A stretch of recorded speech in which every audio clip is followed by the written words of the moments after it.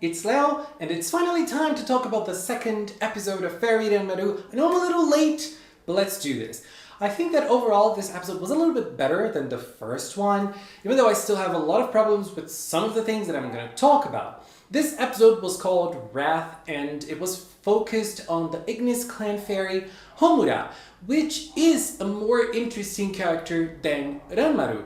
Ranmaru, being the main character, I think, at least so far, doesn't bring much to the table, while Homura, having more of a personality, is bringing a little bit more flavor to Fairy Ranmaru, and it is reflected in this episode, even though I also liked Ranmaru's participation in this episode as well. Their relationship is kind of sweet. So I'm gonna start this video by talking about the elephant in the room, which is the queerbait. I think the queerbait is a very complex topic to talk about. And while I don't think that the first episode had a lot of queerbait, it didn't have a specific scene that I screamed, "Oh my god, this is such a blatant case of queerbait."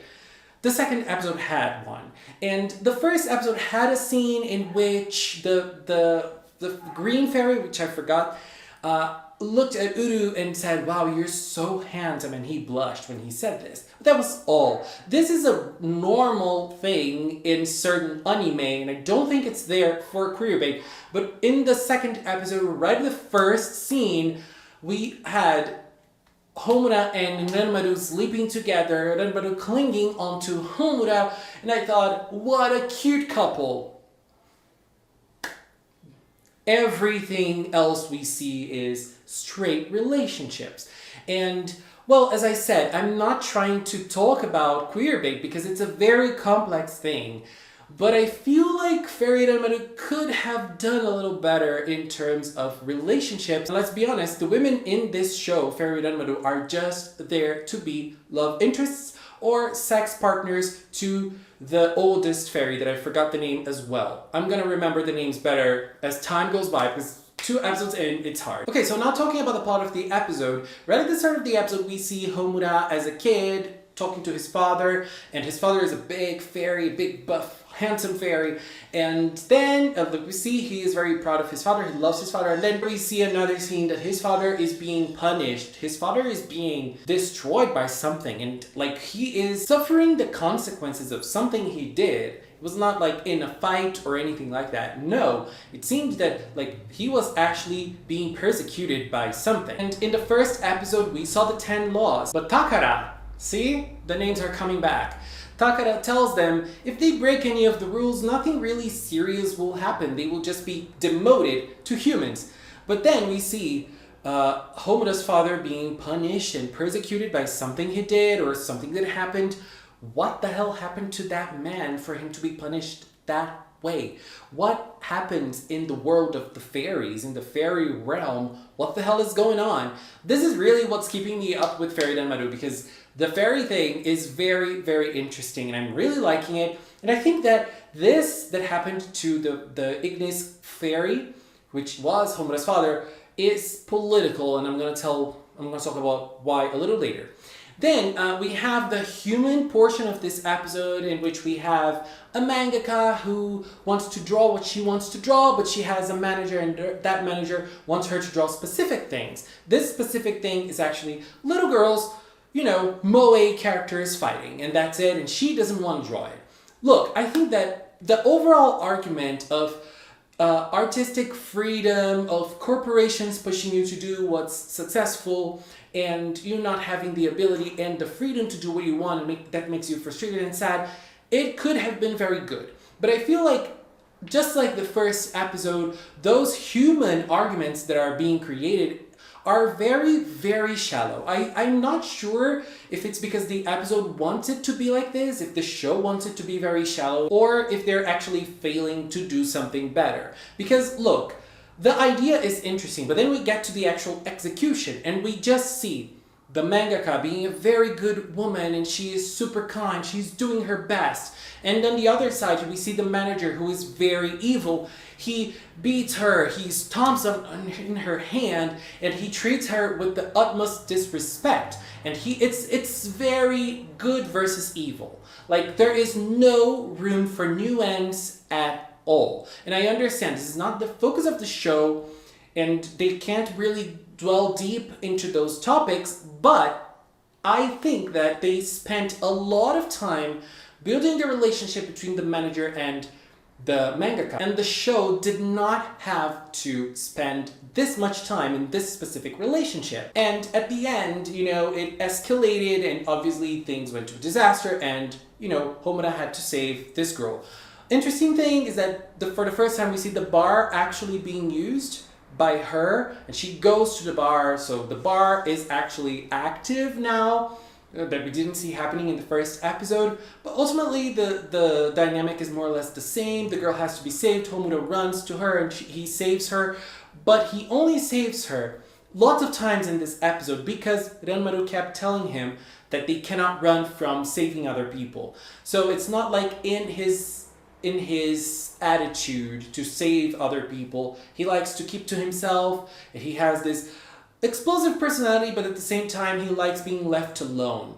And this was something that called my attention because of Uru, the water fairy, the mist fairy, I don't remember exactly, but the blue fairy that's supposed to represent the water element. There is something between the fire fairies, the Ignis fairy, the Ignis clan, and the water clan. Aqua clan, right? There is something between those two clans of fairies that we don't know what it is, and right from the get-go, I think it's an interesting thing that they're supposed to be a family, but there are those two characters that don't connect at all because of something that happened in the past between their clans. And I think that it has something to do with what happened with Homura's father at the start of the episode, the flashback we saw at the start of the episode. So Homura does it all. He goes and he transforms. It's the same dynamic. He goes to kiss the girl and he gets the powers and he transforms. Now I'm curious to understand if they actually need to have this power to transform. Do they need to save someone's heart so that they can transform? Or is it just a conditional of the episodes to give us a straight scene? This is definitely what the fans of Fairy Ranmaru want. Definitely. But anyways, he transforms. There is the scene of him running and singing, and then he goes to the fight. The fight was a little better than the fight in the first episode. It was very funny seeing him fight against all the Moe characters around. But I still feel like it can be so much better than it is. So much better than it is. It is not bad. This in the second episode, it wasn't bad. It was better than the first, but it can still be better. And one thing that I found very interesting about this whole dynamic is this mangaka that was suffering a lot, she was just suffering, but she wasn't feeling angry about what happened. And so Homura, not being able to feel angry because he's a fairy and there are the laws that they have to follow, he told her, you need to feel angry. I need your anger. So he can't feel anger, but he made her feel angry. And I felt that this was a very interesting dynamic for a couple of reasons, but I feel like the most interesting thing about this is we as humans, we need to let our anger and our frustration out of ourselves. So we need to feel angry sometimes. We need to let it go. We need to explode. And I liked this idea, and that's when he was able to win that fight. What else did this episode bring that I found interesting? Okay, so we have Takara. Takara is a very shady character. We see him talking to the phone to someone we don't know. He is talking something shady. He knows something is up with the queen, and the queen knows that something is up with him as well. So the queen gets the attachment at the end, so she is getting the power. It's very clear that the queen is not doing it for the good of the humans or the good of the fairies. She is very sketchy. I think that the show is making it very clear, and it's not supposed to be a twist when she is revealed to be a villain. I think that for now, it would be a twist if she actually is someone good and is doing it for the good, of something. But for now, she is looking very shady. And we also have the relationship between the Ignis clan and the Aqua clan that can also be very interesting. This is something that can be an interesting thing. In the future, it can lead into different and interesting dynamics between those two characters, Homura and Uru. Uru is, or at least based on the looks, he is my favorite character, but after the way he dealt with Homura in this episode, I'm not really sure how I feel about him, But next episode is his episode, so I'm curious to see him dealing with life. And after the second episode, I still don't know where I stand with Fairy Ranmaru, but I am still hooked, at least to the mythical part of the story. Anyways, this was my view on episode 2 from Fairy Ranmaru. Are you watching it? What are you thinking about it? I think it got a little better after the first. Let's see if it gets even better in the third episode. It's Uru's episode. He's supposed to be my favorite. I hope he keeps on being my favorite. Let's see. Anyways, I just want to take this little time to thank the members of the Magical Cinnamon channel. If you are a member, I really appreciate your support. I really appreciate you being here and believing in Magical Cinnamon. Thank you. And if you've watched up until now, thank you so much as well. Thank you so much for watching. Until next time. Bye bye.